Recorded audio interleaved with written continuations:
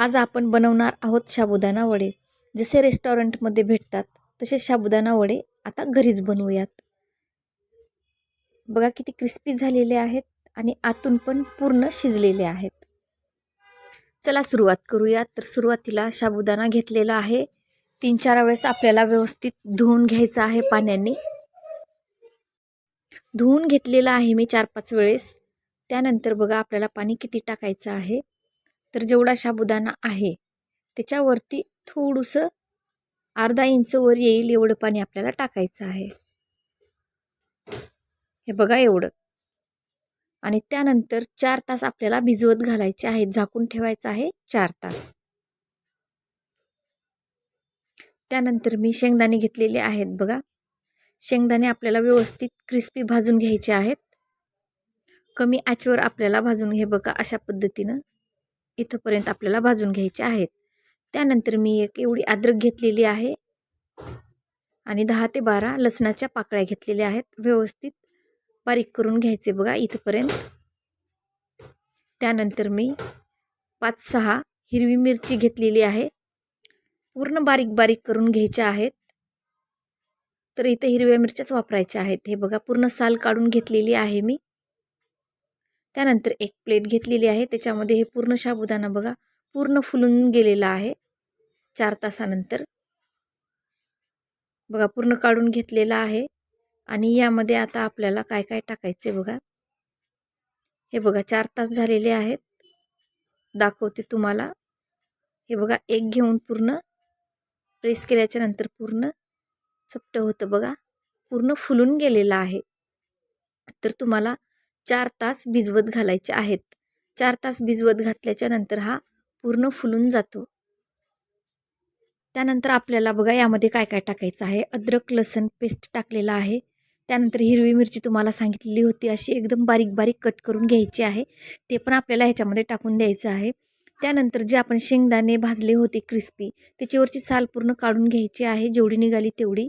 आणि त्यानंतर आपल्याला ओबडधोबड मिक्सरमध्ये बारीक जास्त करायचं नाही आहे. कूट ओबडधोबड करून इथं टाकून द्यायचं आहे.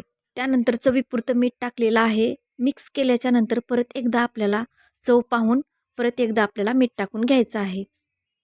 एकदा जास्त नका टाकू. त्यानंतर टाकलेला आहे मी धनिया पूड थोडीशी टाकलेली आहे. त्यानंतर जिरे पूड थोडीशी टाकलेली आहे. तर बघा काय काय टाकायचं आहे तेवढं मी टाकून दिलेलं आहे. त्यानंतर ओवा टाकत आहे. व्यवस्थित क्रश करून टाकायचे आपल्याला. ओवा थोडासा टाका तुम्ही, जास्त नका टाकू. त्यानंतर परत थोडंसं मी मीठ टाकत आहे. जास्त साबुदाणा आहे म्हणून मी 2-3 वेळेस मीठ टाकलेलं आहे. तुम्हाला पाहिजे तेवढं तुम्ही तुमच्या चवीनुसार मीठ टाकून घ्या किंवा आता आपण मिक्स करणार आहोतच. मिक्स केल्याच्या नंतर परत एकदा चव पाहायची आणि परत एकदा मीठ टाकून घ्यायचं आहे. हातांनीच व्यवस्थित मिक्स करत आहे कारण पूर्ण मसाले जे आहेत ते पूर्ण साबुदाण्याला लागले पाहिजेत. कारण आपल्याला साबुदाणा असा करायचा नाही आहे, तर साबुदाण्याचे वडे करायचे आहेत. तर ते सगळीकडे लागलं पाहिजे. त्यामुळं मी हातानेच सगळं मिक्स करत आहे. आणि दुसरी गोष्ट म्हणजे आपण अद्रक लसूण पेस्ट यामध्ये टाकलेलं होतं. तर हाताने न मिक्स करता दुसरं कशाने मिक्स केलं तर ते व्यवस्थित मिक्स होत नाही आणि सगळीकडे लागत नाही. तर त्यामुळं मी हातानेच सगळं मिक्स करत आहे. अशा पद्धतीने इथपर्यंत प्रोसिजर करून घ्यायची आहे. बघा सगळीकडं मसाला जेवढा पण आपण टाकलेला आहे तो सगळीकडं मिक्स झालेला आहे. तर चला आता आपण पुढची प्रोसिजर करून घेऊयात. तर आलू मी शिजवायला टाकले होते. आलूच्या 4 ते 5 शिट्ट्या करून घेतलेल्या आहेत मी. तर आलू छान शिजून झालेले आहे. तर याची पूर्ण साल काढून घ्यायची आहे. आणि त्यानंतर फोडणी द्यायची आहे. तर त्यासाठी मी घेतलेला आहे बघा काश्मीरी लाल मिर्च घेतलेली आहे 2 टेबलस्पून.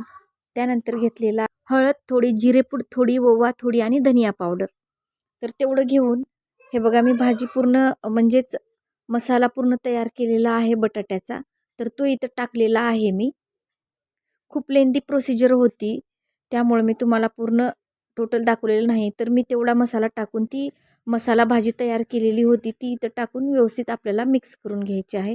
तर व्यवस्थित मिक्स पण करून घेतलेली आहे. त्यानंतर बघा हे बघा असं करायचं आहे आपल्याला. एक गोल उंडा करून घ्यायचा आहे.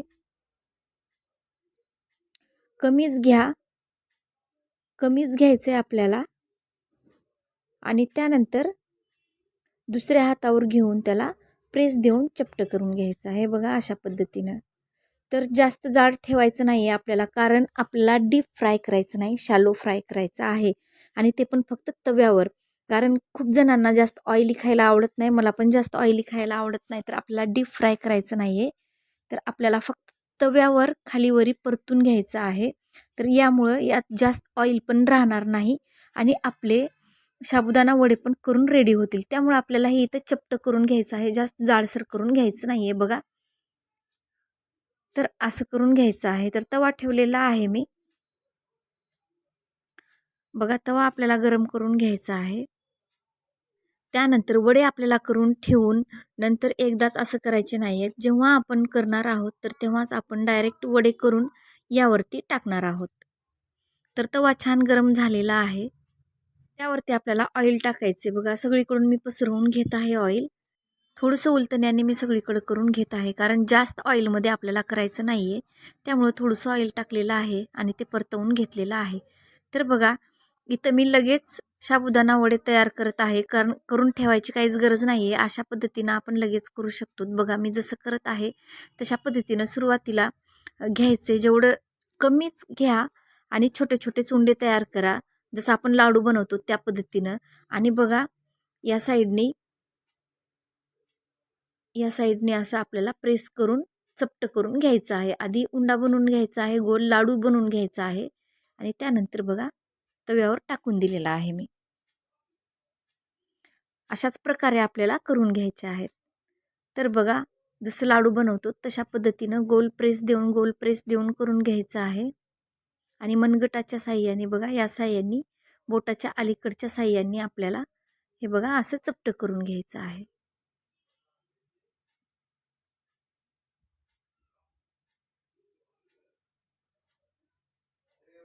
हे बघा पूर्ण पतलं करून घ्यायचं आहे, कारण आपण जास्त डीप फ्राय करणार नाहीत.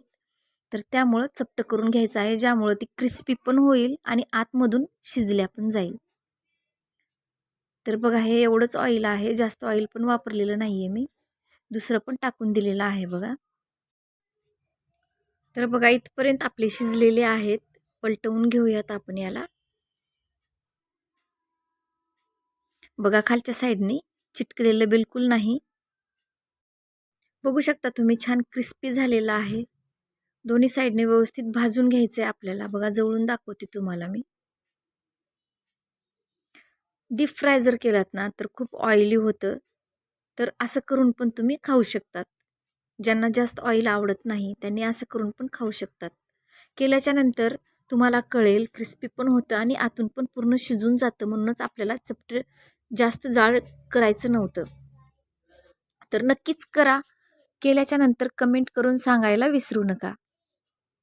बघा पलटूयात आपण. बघा या पण साईडनी पूर्ण भाजून झालेला आहे. व्यवस्थित क्रिस्पी झालेला आहे आणि चव तर अप्रतिम लागते. बघा काढून घेतलेत मी.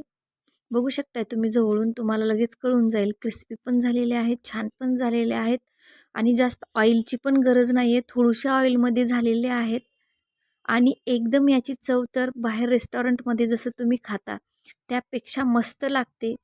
आणि जर तुम्ही कोणते पाहुणे आल्याच्या नंतर केलात तर त्यांना समजणारही नाही की तुम्ही हे घरी केलेले आहात की बाहेरून आणलेले आहात. आणि दुसरी गोष्ट म्हणजे मी हे छोटा साबुदाणा घेतलेला आहे. मोठा साबुदाणा छोटा साबुदाणा असतो. तर छोट्या साबुदाण्याचे मुद्दामून केलेले आहे, कारण जास्त तेलाची गरज नाही आहे. तर कमी तेलामध्येच होऊन जातं. बघा कलर पण किती छान आलेला आहे. ब्राऊन कलर यावरून तुम्हाला समजून जातं की क्रिस्पी पण झालेले आहेत. थोडी जरी मदत झाली असेल तर सबस्क्राईब करायला विसरू नका. बेल आयकॉन प्रेस करा, ज्यामुळे माझे नवीन नवीन युनिक रेसिपीज तुमच्यापर्यंत पोहोचतील. भेटूयात पुढच्या व्हिडिओमध्ये. तोपर्यंत थँक्यू.